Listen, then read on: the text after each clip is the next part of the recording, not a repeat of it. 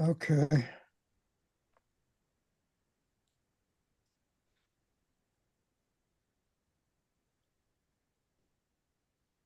Yeah, I'd never been to the Grand Tetons, so I forced them to add the Grand Tetons to Yosemite and Glacier.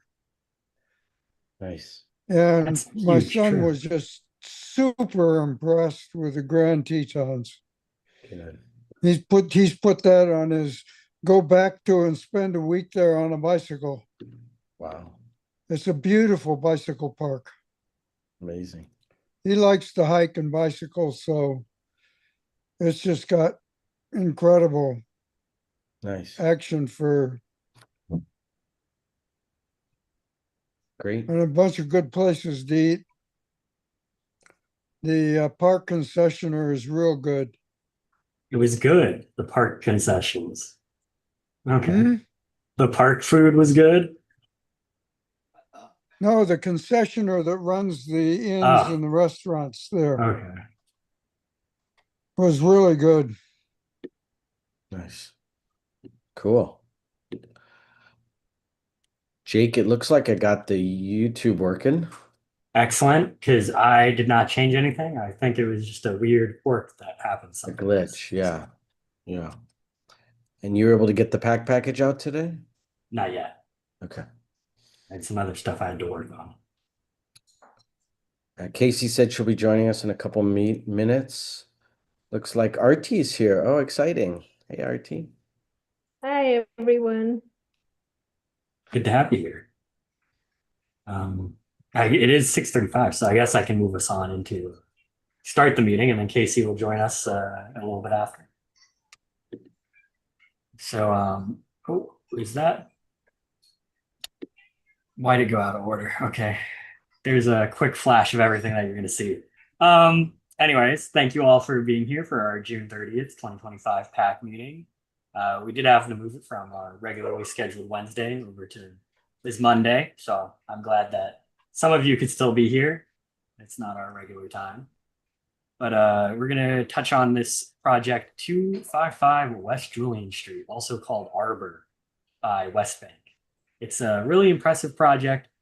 They couldn't be here. The developer couldn't be here tonight with us just because of scheduling issues, but I think I have a lot of good stuff from their previous presentations and that they've given me to show off.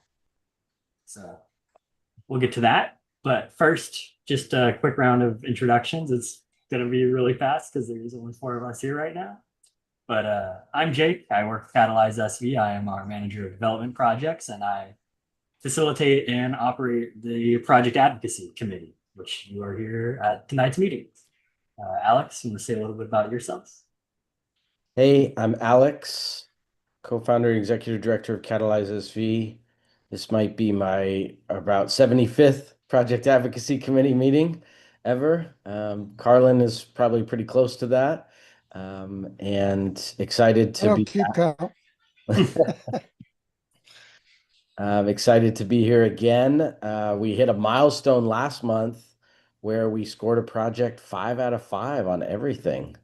And that was never has happened. I wasn't even sure it ever would happen. So quite a milestone for us. So anyway, excited to be with you all. Nati, sorry. I'm glad you're taking notes and here with us in spirit. Let's go to RT and then Carlin. Hi, everyone. I think this is my probably second meeting, no, third meeting. So excited to be here. I've worked as staff for several cities in the Bay Area. So it's always good to kind of see how you all score projects, and it's I get different viewpoints. So appreciate that from attending your meetings. And if I try to add some, typically it's trying to look at or inform people about how the city might look at it or how a designer might look at it. So I think that's what I like about this committee. Yeah, good to have you here and good to have that view and input.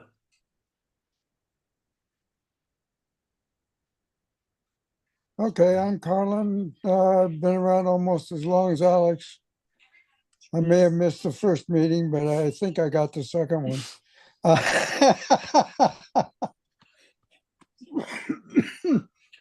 Good to Former have you, urban, Carl. former urban designer, long time ago, but I learned a lot in doing it. And I'm the high density advocate on the committee here, That would be as you true. saw on Yeah. my plan for the golf course. Yeah, for sure, for sure. Thanks, Jake, for all of those good improvements. Yeah, no problem, Carlin. I tried to make it use it was, passing what came out of your brain into my brain, and I was trying to adapt it as best I could. So I'm glad that it was satisfactory. Yep. And I see Casey just joined. If Casey would say a little bit about yourself on that.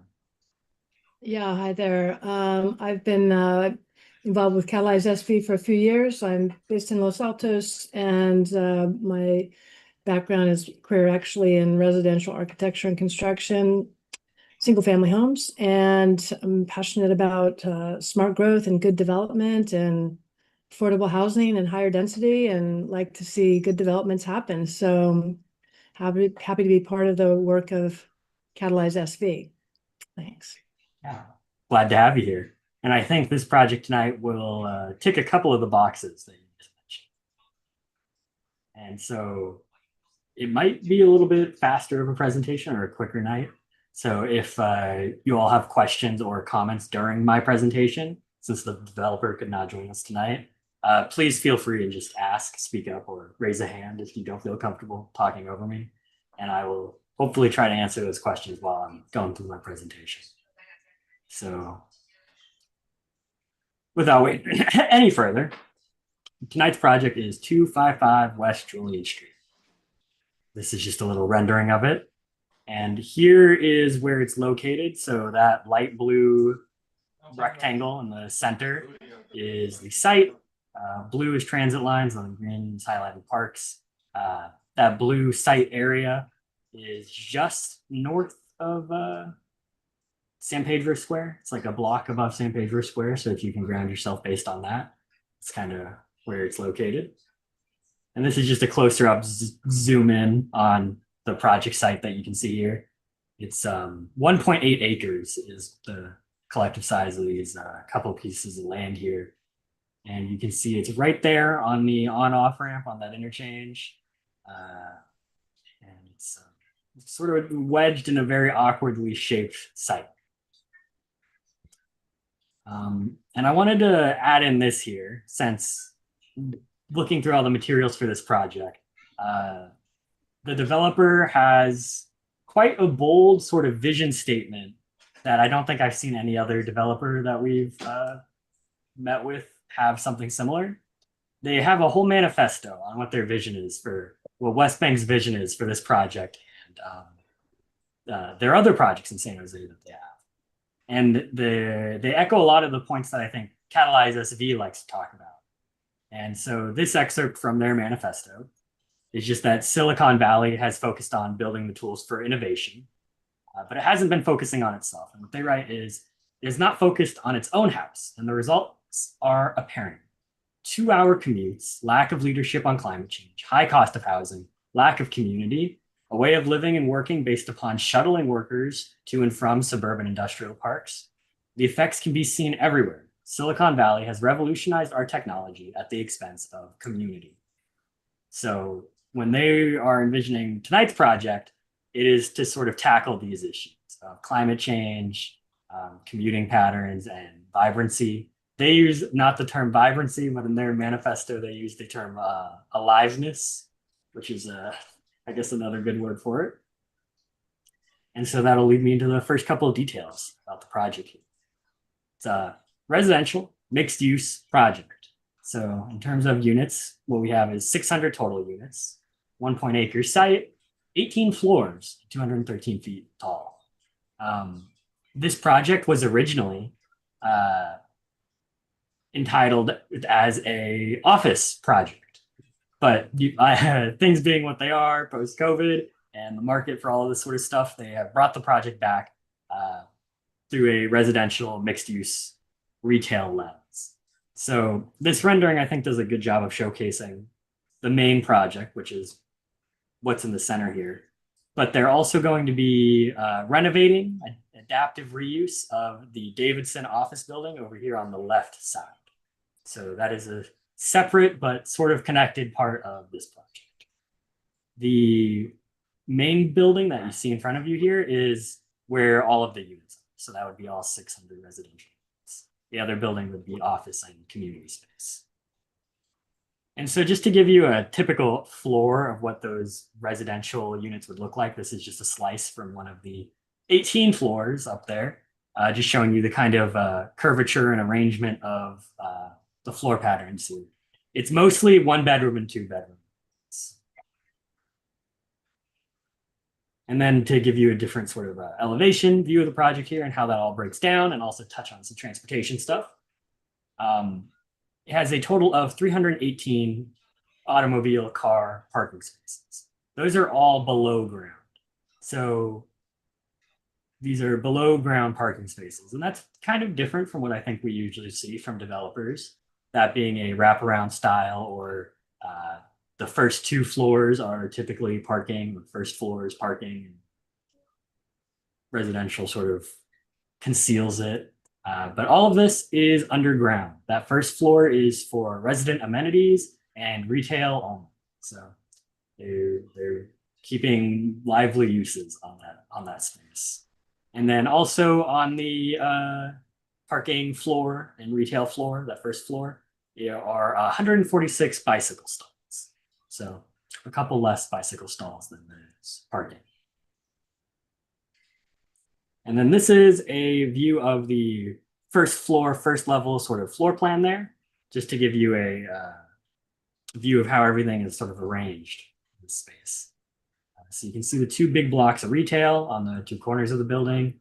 And that bike room that I mentioned is tucked back there behind the retail. And it's 13,000 square feet of retail space. So those 2 corners there.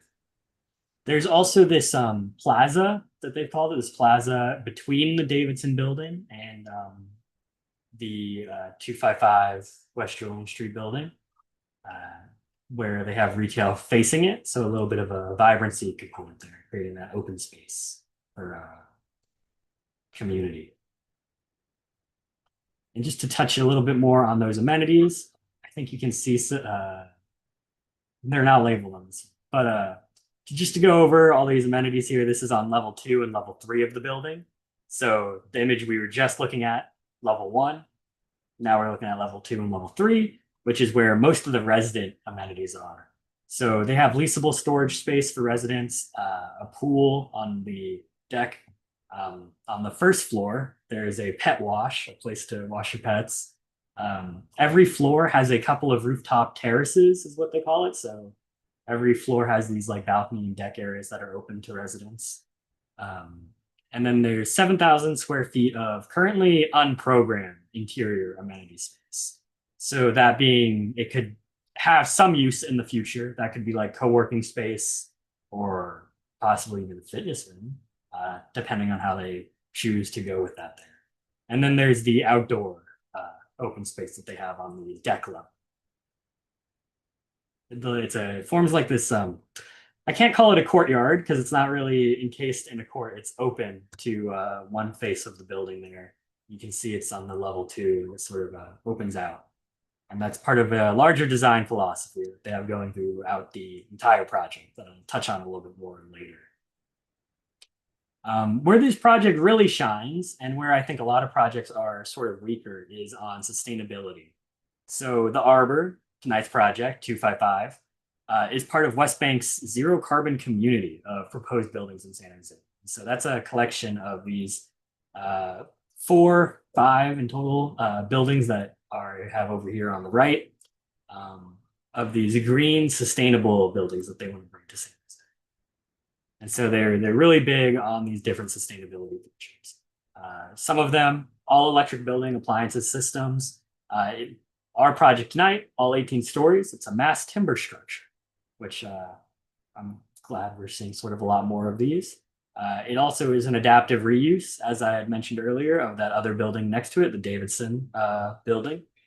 Passive conditioning for heating, cooling, advanced facade design. This sort of touches on their very articulated design that they have in all these terraces, and show you a little bit more about that.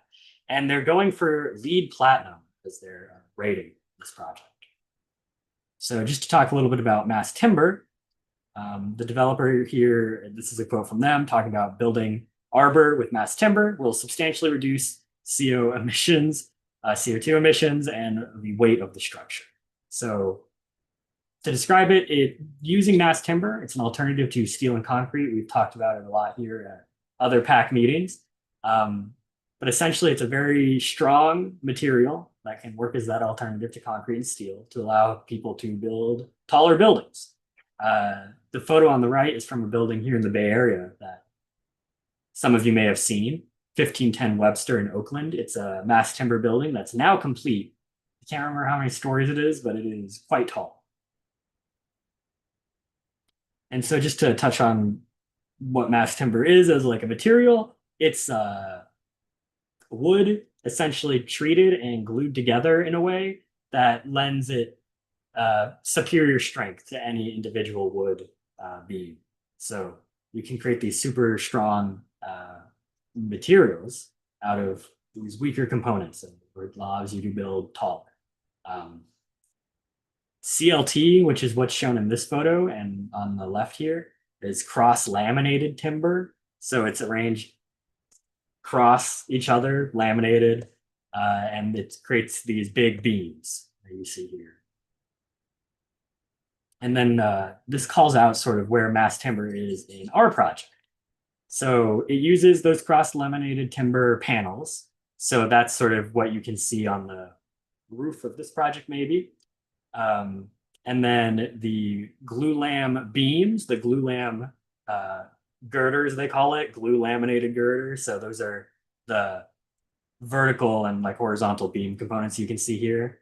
So lots of natural sort of wood in this project. And so in there talking about this project in mass timber, one thing that they also mention here is that there is an existing building that they're reusing, because this building isn't mass timber. This is an already existing building made out of good old concrete. And so they are, instead of demolishing the building, they're going to renovate it, adaptive reuse of the project here. So they're reinventing the Davidson building as a contemporary work and community space, providing a link with history and further minimizing the carbon footprint. Because they don't have to demolish this site, they're not doing away with all of the embodied carbon, and they're not bringing in anything new to replace it. So they're not burning carbon there to construct them. And so they're sort of reimagining the Davidson building to create this new community space, the new Davidson building, but also this park that you can see here on the right down the center of the photo or rendering. And so through their calculations that the developer has done, reusing the Davidson building will save an estimated 1,390 tons of carbon. That represents the emissions of roughly 235 cars on the road for a year. And so that also avoids all landfill waste. On their website, they have this breakdown of like the materials and what exactly is in the Davidson building and where they're saving that carbon basically from going to waste, going to the landfill. There's a lot more components to it than just this, but this is what I could fit on the slide for all. I will show you more of that website a little bit later if you have questions, because they have a very detailed view of everything about the project. And then this is another view showing some other sustainability features here, how they're going to do wastewater capture on the site, collecting and then treatment of that. And also the aspect that is really cool about this project is the green roofs that they have. So I forget what the term is, but it's this, oh my gosh. You have this very, it's not open space, but it is, it's a green roof that is open to folks to look at via the terraces and stuff like that. And there's also the rooftop solar components on the portions of the roof that are not open green roof. I'll take us over to one of their presentations. If anyone has any questions about sustainability, I can take those now because I think I've touched on almost all the sustainability components. I'll jump over to their presentation here. This was a presentation that the developer has given previously, basically talking about the design engines on the project. And so one of our members, Sandana, I have a feeling would be very into this, but she's not here tonight. But it's looking at basically how to translate the ecology of the valley into a building. How can the building sort of embody the Santa Clara County Valley area? And so they just have a couple of graphics in here that I wanted to point out that I thought were neat from their presentation here, basically showing the transition of land uses. This is part of that issue that they had touched on earlier, of that we have this sort of sprawling metropolis that takes up a lot of space, but doesn't necessarily create community. So it's showing how these natural spaces were taken and mostly given over to single family residential. And then we have the design concept, which one of the things that they mentioned in their sustainability angle is how their design, their facade lends itself to sustainability. And so I'll talk a little bit about that here. This is another good rendering though, where you can see the green roofs that they have. And this is also those terraced spaces that every floor has access to. So each floor has its little own bit of rooftop activation, really. This is another breakdown of how the roofs tiled green, where there are green roofs. And it's this very stepped, cascading canyon-like approach, they call it. Rather than a solid block, you have this sort of more organic, wavy, random structure. And they attribute that to, yeah, you can see here all those different green terrace structures and those balconies. It's very, very green project. Lots of plants going on. Yeah, I love the green roof a lot. Yes, there's the green roof component. Thank you for joining us. I just mentioned that I thought you would be interested in the project. So yeah. Once again, just their ground floor plan here. Where do they call it? Yeah, so the facade. They call this the residential ravines. So rather than having a solid structure, it's sort of it's chunked up, broken up by these ravines that create all these terraces and balcony spaces where they have decided to put plant life. So that their attribute is sort of that it's inspired by like waterfalls, kind of. So it's these canyons that look like they have been carved out by the running of water over time from these areas. Another inspiration for that was it sort of creates these anchor environments for trees and all this other life and nature. So they're trying to echo that in their design. And part of creating these residential ravines is that it contributes to a cooling effect, as they've described it. So the terraces and all of those exposed faces get significantly less sun than the rest of the faces of the building during the hottest hours of the day. So that way they are a cooler sort of space for people to inhabit. And this is another view of one of the residential slices of the project that does a much better job than the one I had earlier of illustrating what those green terrace spaces sort of look like. This floor, I don't think has one that is open for all residents, but you can see how some of the units have access to this.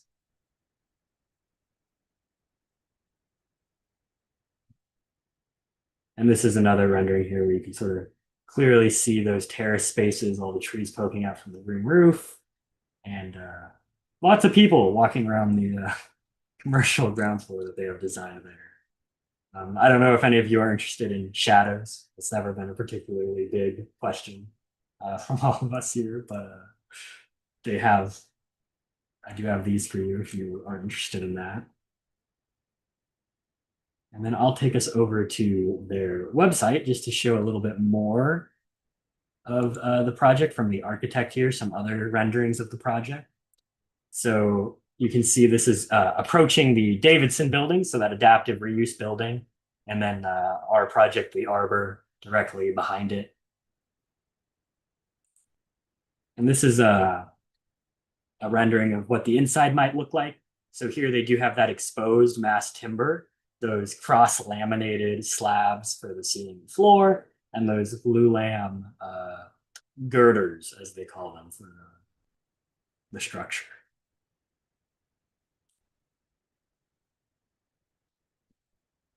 And then this is the same image, I think, as the one I was showing you earlier, basically showing how it's this sort of ecological habitat of air is flowing through it. You have the sun beaming directly on it. It collects rainwater. It recycles its own water. All those sort of things. This is that same view of the park that's going to be running in between the Davidson building and the Arbor structure. Another view of what that street retail might look like. Those good old generic retail storefronts. I think that is it for there. So there are a couple of things where the developer has not clarified yet on how they're going to sort of meet these issues. One thing that they're on the verge of figuring out is the affordable housing component. The developer told me that they just submitted their affordable housing compliance plan to the city of San Jose. The city of San Jose has an inclusionary housing ordinance that requires developers the developers of residential projects like this are required to comply with. And what that inclusionary housing ordinance does is it requires a developer to deliver some kind of benefit of affordable housing, providing some amount of units or funding and whatnot. And so the developer just submitted their plan to the city on how they will comply with that. One of the typical ways that developers comply with that is by providing 15% of their total amount of units as deed restricted AMI bound income levels of affordable. So at this time, I don't know what those are, but the developer will be getting back to me probably shortly on what that is, since they're waiting to hear back from the city on that one. I think that is probably the only major question mark that I was left with on this project. So if any of you have any questions, please go ahead and ask away now. And I will attempt to answer as best as I can. After that, we can get into do you know like what type of plantings, like what the flora, like the specific species that they're using? Yes, And I do, Sandana. I can get you that. 1 second. They have their sheet of plantings. And as soon as I find that, I will put it up on screen, or maybe send you a screenshot in the chat, just because I think it might be a little teeny.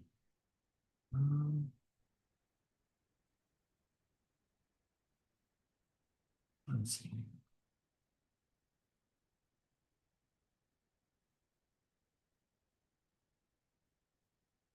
Oh.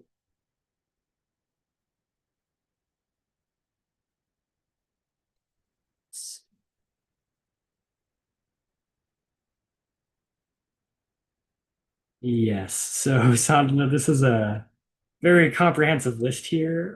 I can email it to you if you'd like to read it more in detail. But this is yeah, their planting inventory, their schedule of many different trees and shrubs that are on site and that they will be adding. yeah, I like the holly leaf cherry. It's actually I'm going on like a walk right now in a trail, and there's like a lot of it here. It's like also the toyon. It's like related to apples. Both like holly leaf cherry and toyon are both edible, and um they're both part of the rose family. And island oak and coast live oak are both native, and island oak is from the Chanel Islands, and coast live oak is like native to this like Silicon Valley area. So that's nice. Okay, thank you for that little bit of knowledge there. And I guess that's a good sign that they have some plants that you like. Oh yeah, yeah. They have the different habitats like the alkali meadow and the oak savanna. I think that's really nice that they have those, and like the oak woodlands. Yeah, the different habitats are nice. Yeah, sort of.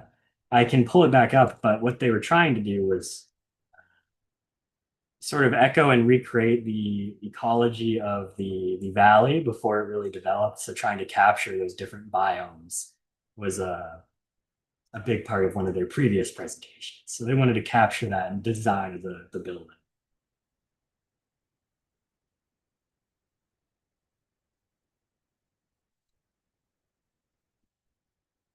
And something I guess I think they touch on it a little bit here at the end of this presentation. But their community engagement process, they have sort of met with a lot of different organizations for how to envision and design this project. I'm not sure. They did a lot of community outreach previously on this project, as it was envisioned as an office project, but I'm not sure how much they've gone back and revisited it as a residential project. I can say that I went to one of their community meetings, and it was online, virtual via Zoom, much like we are tonight. And there were only two members from the public in attendance at that meeting. So it was me and a someone representing I believe it was a carpenter's union there. So that was it in terms of who was attending that.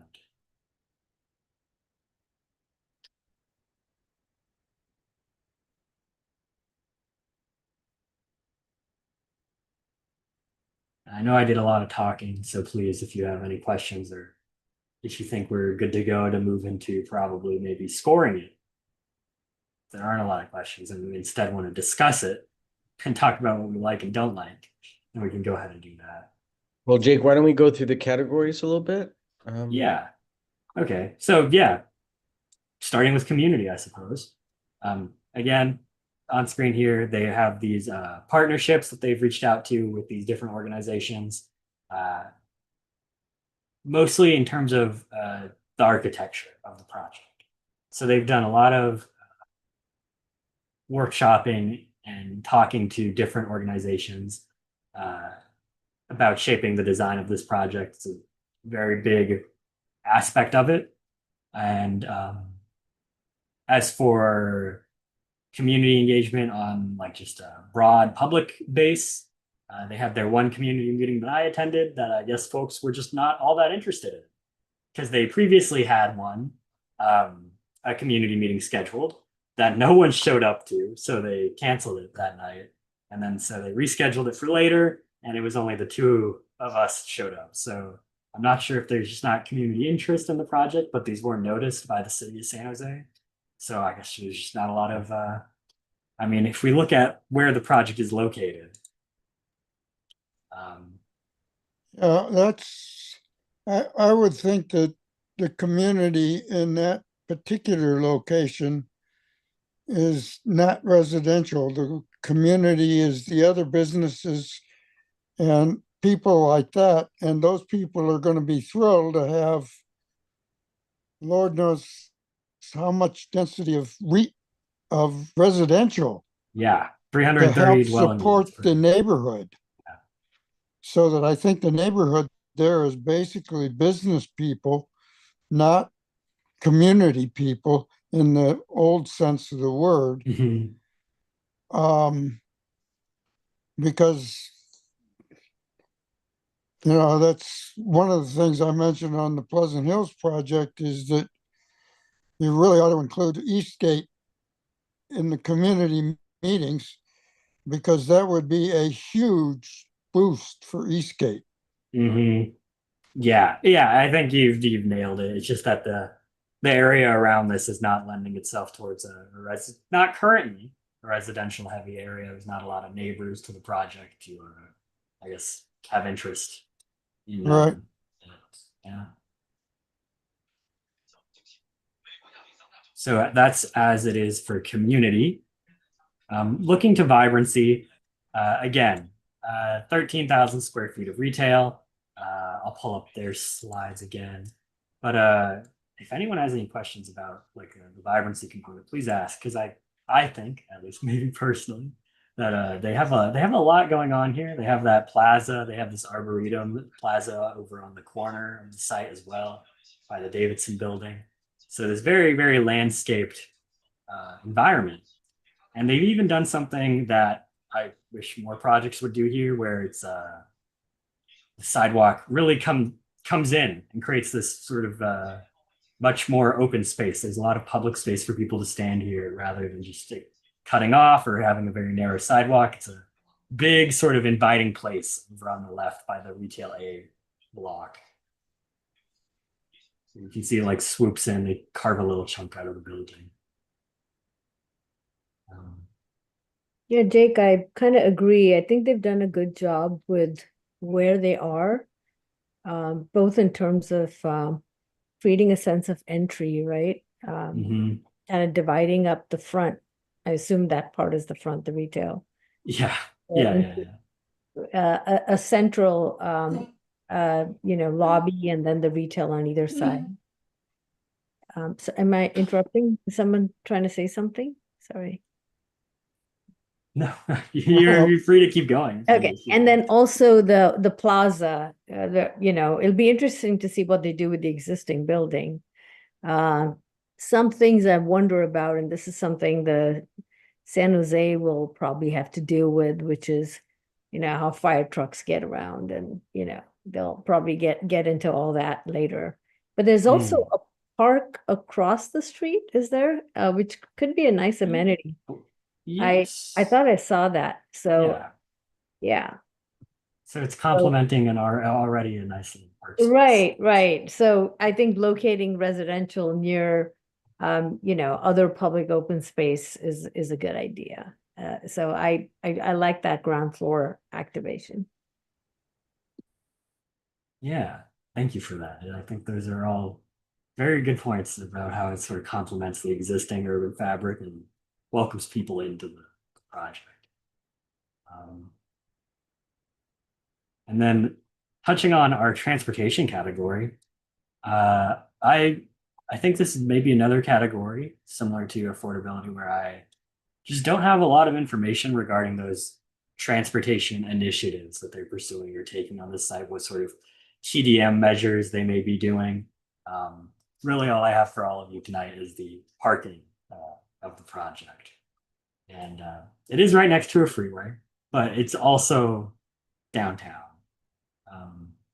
So it's in a place that should definitely cater to different modes of transportation. What's the ratio again, Jake? One, is it one? No, Well, yeah, so it's 600 units, and we have basically 300 total spaces. okay. So yeah, definitely less than half, I think, of the residential. Okay. Got it. Thanks. And then I assume if they're shooting for lead, they probably have some, transportation programs, right? So Yes, they definitely, and if I had it by now, I would be able to touch on all those different transportation demand management strategies that they are implementing.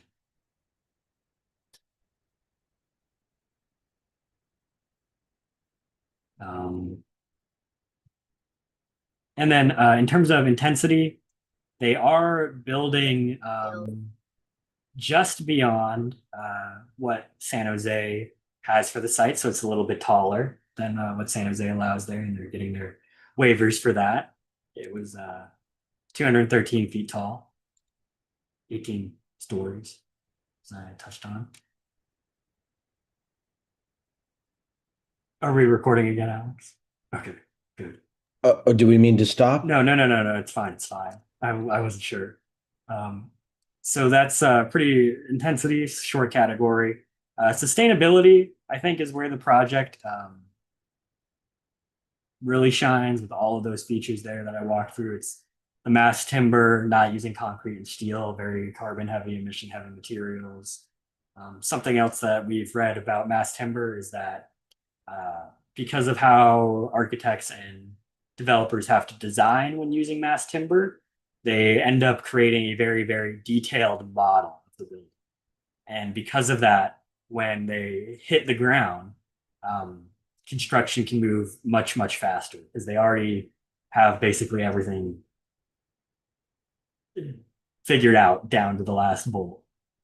So it's a waste saving process. It cuts down on waste, and it also cuts down on the amount of time that is spent building the actual structure. In addition to just being a nice renewable material, as opposed to something like concrete or steel. And then, of course, the reuse of the Davidson building that's already there, not demolishing that, not replacing it, incorporating it into the existing design. And then the one category that I think this is weakest on, that I, again, not weak on, but that I don't have the information for all of you tonight, affordability. The developer is still figuring that aspect out. And then our last category that we don't typically score projects on, legacy, is certainly a consideration here. I suppose it maybe is if we want to take a look at that adaptive reuse of the Davidson building as a legacy feature. But we'll see about that as we move into scoring the project. So, does anyone have any specific questions about literally any of those categories? And if not, I think we can probably move into scoring.